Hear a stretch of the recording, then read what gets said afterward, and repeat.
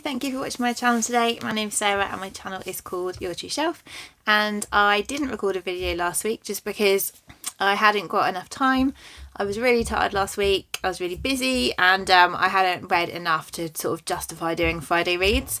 I did plan on doing something else, but I just didn't get around to it. So anyhow, I just wanted to point out that behind me I have 3 beautiful little crocheted cacti, which one of my students made for me as a leaving gift, as they have finished their placement with me at my work now, and they're moving on to other things, and they were just, I'll show you one up close because they're so gorgeous. There's 3 and I just thought they look perfect on my bookshelf, so they are a lovely new addition. And like I say, the other one is behind my head, so I just wanted to mention those and say thank you for those.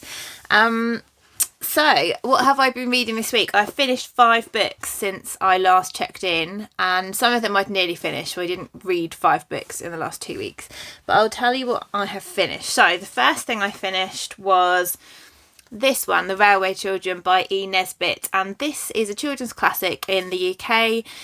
I presume it's known in other countries, but it was written in the early 1900s, and it's about 3 children called Peter, Roberta and Phyllis, and they have to move when their dad is taken away. They have to move from London to the countryside, and there is a railway. They become involved in the community and different adventures happen. It's a very wholesome, lovely children's story. I read this with my children. It took us a couple of weeks to read it over bedtime, and this is the edition that I've had since I was a kid, so that's quite nice. But yeah, we also watched the first film that came out, which I think was in the 1970s, and it was just gorgeous, and they loved seeing all of the countryside and how children used to just go out and play all day basically in those days. So it was really, really nice. I gave that one, I think, 3.5 or 3.75 stars. So that was the first one. Last night I finished my buddy read, which was Giovanni's Room by James Baldwin. This was my first James Baldwin, but it won't be my last because I thought his writing was wonderful. This is a story about a man called David who is an American, and he can't face his queerness. He wants to push it to one side. He doesn't want to acknowledge it. He's really worried about it, and he feels that if he can run away, that he'll be able to leave those feelings behind him, but of course he can't. The feelings come with him wherever he goes. So he's spending time in Paris. He runs into a guy in a bar called Giovanni, and they have this instant connection. They both are really attracted to each other, and he ends up living in Giovanni's room with Giovanni over a period of time, and he's engaged to be married to a woman who is in Spain, and she is at some point going to come back to Paris. We don't know how that's going to work out. And also we are told right at the beginning of the book, so David is looking back from a few months ahead on the situation with Giovanni, and we're told that this is the night before Giovanni is put to death, and we don't know why. And so the story tells us of the love story between David and Giovanni, the difficulties of being a gay man in the 1950s when this is set, and also just the struggle with his identity that David has. This is a 4-star read for me because whilst I thought the writing was absolutely beautiful, I felt that the characters, David really is quite unlikable and quite self-centered, and I felt like I got to know Giovanni, but I didn't really get to know David as well. I thought that Paris as a character was done really well. There's quite a lot of misogyny in this book, and Joe and I were wondering whether this was the view of the character or perhaps the view of the author. We didn't know, but I guess it will be interesting to see if it comes out in James Baldwin's other novels, and if you can answer that question, that would be nice if you could tell me in the comments. But writing wise, absolutely gorgeous, loved the writing style, and I 100% want to read more James Baldwin. I then finished 2 books that I'd had on the go when I last spoke to you. So I finished Brotherless Night by V.V. Ganestananthan, which we now know has made the shortlist for the Women's Prize for Fiction, which I'm thrilled about because I really thought if it didn't make the shortlist, I couldn't bear to, I'd have to part ways with the Women's Prize because it was such a wonderful book. We are following Sashi, who is a 16-year-old woman at the beginning of the book. She has 4 brothers and she is wanting to go to medical school. So her brothers are all quite academic, and there's some lovely scenes at the beginning of the book where her and her brother and her brother's friend all go to the library at the weekends to study together. And I love those scenes, just of them like walking through Sri Lanka, like the things they talked about, the brother-sister dynamics. I really loved those scenes, and they're kind of just living this normal life. She's making plans for the future, and then the civil war starts between the Sinhalese and the Tamil people in Sri Lanka, and it's horrific. But it also, the very first bit of the book is about a page long at the prologue, and it talks about how Sashi says she used to be what's called a terrorist, and that she went to see another so-called terrorist, and she said that that word is too small to encompass the definition of it. And she said that we started just as two terrorists talking to each other, would start a conversation like anyone else by saying hello. And it just sort of gives you an idea of how when people do things in wartime, it's not always black and white about what the ethics of that were, whether it was justified, whether it wasn't, whether it was right or wrong. And it just makes you think about things in a way where you can't just say, well, that was right and that was wrong, because of the complexity of the situation and the politics that are going on and the situations that people are in. And we know, the first prologue is written from America. But anyhow, it follows the story of Sashi and her brothers as they go through this period of time in the late 1980s. And that I will say that this book was deeply upsetting. It's the kind of thing where it's so important, I think, to understand history and to hear it from people's points of view who were there, because I think the author used a lot of research for this. But also, it will affect you. It's not an easy read. It's there are some horrifying things in there that happen to people, and I think that whilst it's important to know about the past, it's also very hard to know those things are real as well, and it did upset me quite a bit. But it was a 5-star read because I couldn't think of any way that it could have improved.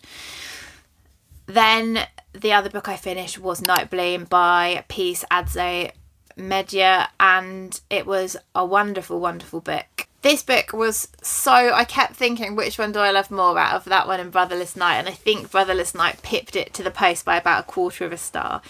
So I was so sad that Nightbloom didn't make it onto the shortlist. I really, really wanted it to, but we're focusing on 2 different girls' lives, and they both tell the same story from a different perspective. So for the first probably half-ish of the book, we're hearing from Akofa, who is quite a privileged young girl living in Ghana. Her parents are quite wealthy. She goes to excellent schools. She's extremely clever and academic, and her mum wants her to be a neurosurgeon. She doesn't really get a say in whether she wants to be a neurosurgeon. And she's in Ghana. I don't know if I said that already. And her cousin Selassie is the other perspective that we have. Selassie's mum dies in childbirth when she's about 12, something like that. And Selassie has to go, maybe a bit younger actually. Selassie has to go and live with other family in Ghana. And so you hear all of their sort of coming of age story together, and then them slowly parting ways and what leads up to that, all from Akofa's point of view. And then we hear up until Akofa is probably about 40, and then it switches and we kind of start from the beginning again, but we hear it all from Selassie's point of view, and it really flips what you thought the first time, and you understand things that you didn't know before when you just had Akofa's eyes to see the stories. You get a new perspective of what happened to both of the girls. And then at the end, there's a bit which is by a third narrator, because I listened to this on audio, which brings the two girls back together as adults, and they revisit past events and understand each other's perspectives. And I just absolutely loved it. I loved the writing and the characters. I felt like we got to know them. We got to know their families. I feel like I learned a bit about Ghana, which was really nice, because I don't think I've ever read a book set there before. And I just find it really interesting learning about other cultures, about how families work in different ways in terms of like finances and raising children and living situations, and everything is quite different to the UK, and I just find that fascinating. So yeah, I really, really loved that Nightbloom. I really did. It was brilliant, and I'm so sad. But anyway, and then the final book that I finished was one that I listened to on audio. So this was Love at First Psych by Cara Bastone. So it's, as you can tell from the title, it's a romance book. And I have listened to 3 Cara Bastone books on audio. They're actually more like radio plays, and she's written them specially for Audible. So she has other books. She has one book which has only just come out, which in actual book format, which I'm really, really keen to read, because I think she's my favourite romance author. She has a series of, I think, 3 books which are in paper form, and then all the rest I think are kind of the Audible plays. And so this one, the nice thing about them is, one, they're really uplifting, because after Brotherless Night finished, I needed something that was like really easy and cheerful and nice, so that I could just feel a bit more uplifted. And they're only quite short, so this one was only about 4.5 hours or something, and you have all the sound effects like typing or phones ringing or background noise and stuff like that, so it's really nice. Anyhow, this is about 2 characters, Robbie and Marigold, that's it. So they're both at university, and they're both taking psychology, and they get put together to do a piece of research about whether love at first sight exists, and they have to interview different couples to try and prove or disprove this theory. And we know there's some sort of history between them, not in a romantic way, but we know that they had some sort of event which nearly caused them to both be kicked off the course last year, and they get put together this year on this assignment, and they get to know each other. And obviously it's a romance. I wouldn't say enemies to lovers, because they're not actual enemies beforehand, but they don't like each other very much. Well, she doesn't like him very much beforehand, and then, you know, they become lovers, obviously, because it's a romance.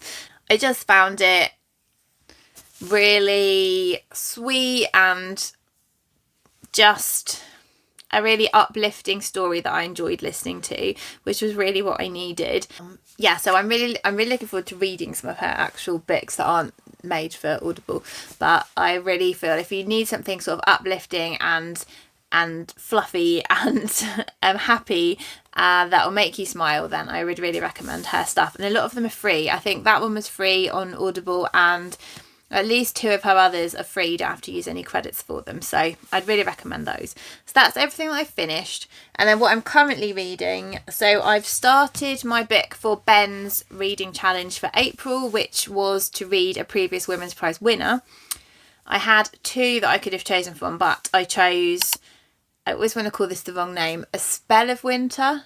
I always want to call it A Place Called Winter, but that's a novel by Patrick Gale. A Spell of Winter by Helen Dunmore, which won the inaugural Women's Prize, and I am enjoying it so far. So it's set just before World War One. It's in a big old house.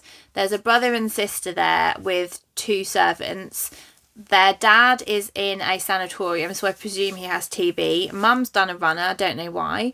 And so there's just these 2 kids who are sort of growing up in this house without much in the way of parental supervision.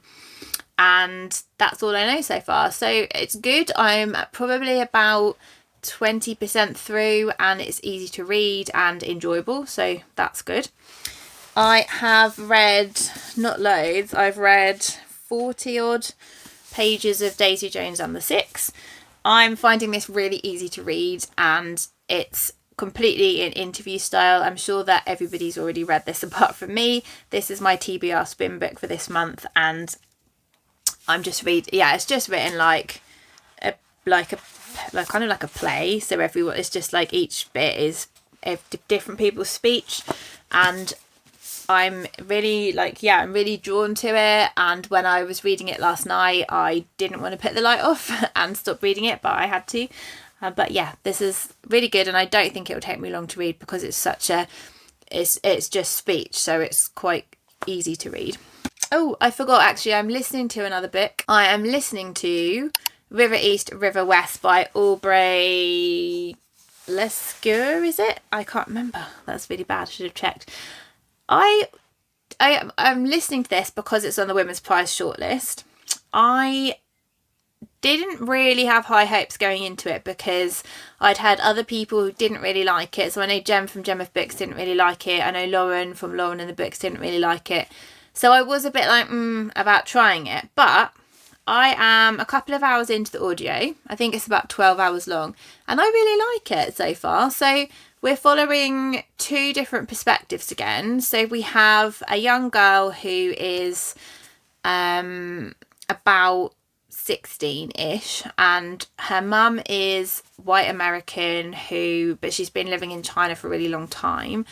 Her dad was, I think, never on the scene, and her mum has just got married. Oh, so her dad was Chinese, so she is mixed race, and her mum has just got married to a Chinese man. They're all living in China, and he's called Lu Feng, and he's their landlord, and we don't know anything really about him, but we know that the daughter is quite disgruntled that it was just her and her mum. It seems like her mum is quite neglectful of her quite a lot growing up, and her mum seems to have a bit of a drink problem. And that now we have switched to the 1980s to Lu Feng, her husband, and we find out a bit more about his backstory. So I'm really enjoying this so far. I want to know what happens. I am interested again to read a book set in another country. There's bits around the Chinese Cultural Revolution as well. So yeah, so I'm actually enjoying that. So after that, I've only got left Enter Ghost and Soldier Sailor to read, and then I'll have read the whole shortlist. So yes, and then the last book that I need to read before a week tomorrow, actually, so I better get my skates on, is The Tattooist of Auschwitz by Helen Morris. This is quite a nice, I don't know if you can see, there's big borders around these pages, so that's nice. I like it when they don't have the text too dense. I probably need to start this as well, so I really would like to try and get A Spell of Winter, this and Daisy Jones done by the end of the month, but that's only Tuesday, and I don't think I'm going to be able to read all of that by then, but it doesn't matter if I carry a bit over. But that's my plan. I haven't bought anything. I've been very good, and I even went, my students, and not only did I get these, but I got flowers, and I also got a lovely card and, believe it or not, a £50 Waterstones voucher, which I was so happy with. And I want to make sure that I buy something that is meaningful with the voucher so that I can keep it. And I went to have a little browse in Waterstones, but I didn't buy anything, so there was nothing that I thought was like a special book at the time, so that still remains intact. So I've been very restrained. So let me know if you've read any of these books, what you've been reading, what you've been buying, any recommendations as always. And I hope you have a really lovely week, and I'll speak to you all soon. Bye.